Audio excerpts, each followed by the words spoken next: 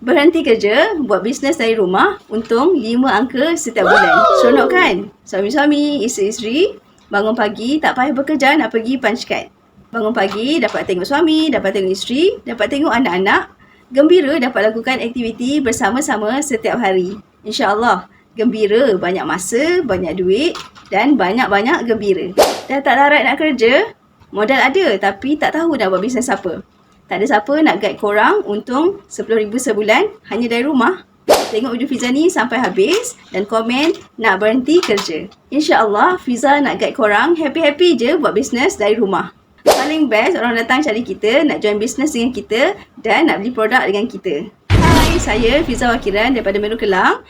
Coach di Al-Huda Circle, InsyaAllah bakal senyumkan manusia. Fiza nak guide korang happy-happy je dari rumah, berhenti kerja dan buat bisnes dari rumah. Tapi nak berhenti kerja dan buat bisnes dari rumah, tak boleh main hentam je. Kena ada ilmu dan strateginya. Actually, ramai sangat tim Al-Huda Circle yang sedekahkan jawatannya dan buat bisnes dari rumah. Dan yang bestnya untung 5 angka setiap bulan. Alhamdulillah, Fiza dah siap sediakan dah persediaan untuk korang berhenti kerja.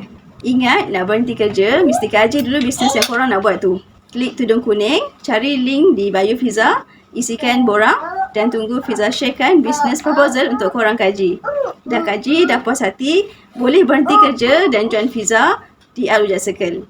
Kita buat dan speed sama-sama. Ingat, fikir jadi, pasti jadi. Assalamualaikum.